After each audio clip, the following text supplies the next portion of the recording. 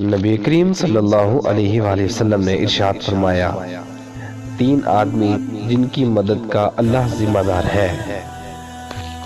نبی کریم صلی اللہ علیہ وسلم نے فرمایا، لازم ہے اللہ پر تین آدمیوں کی مدد کرنا۔ ایک تمام مکاتب جو ادا کرنے کی نیت رکھتا ہو۔ دو وہ نکاح کرنے والا جو اس نکاح کے ذریعے حرام کاری سے بچنا چاہتا ہو۔ تین مجاہد جہاد کرنے والا۔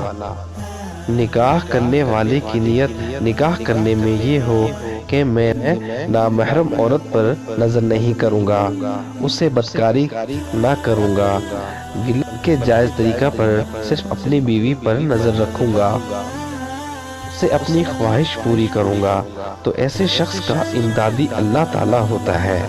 سبحان اللہ، جس کی امداد خدا خود اپنے ذمہ لے لے وہ پھر کس کا محتاج ہوگا۔ لڑکی کے لیے رشتہ کا معیار۔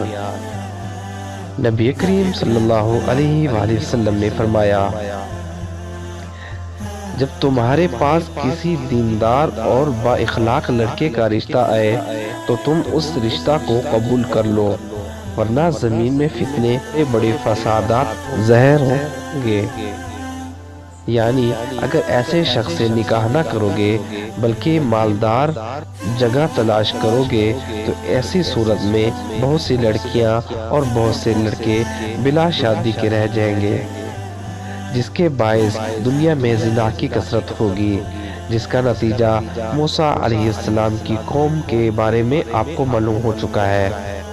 اس زمانے میں زیادہ تر مالدار ہی لڑکیاں دکھا جاتا ہے، جس کے باعث بعض گھرانوں میں بے زبان بوڑھی ہو کر رہ جاتی ہیں اور ان کی عمر لاکھوں حسرتوں کے ساتھ ساتھ خاک میں مل جاتی ہے، اور بہت سی لڑکیاں تنگ آ کر کسی کے ساتھ بھاگ جاتی ہیں، جس سے ماں باپ کی کافی بے عزتی ہوتی ہے۔ اس واسطے مالک رحمۃ اللہ علیہ فرماتے ہیں کہ لڑکے اور لڑکی میں صرف دینداری دیکھنی چاہیے، رزق جو مقدر میں ہوگا وہ اس کو ضرور پہنچے گا۔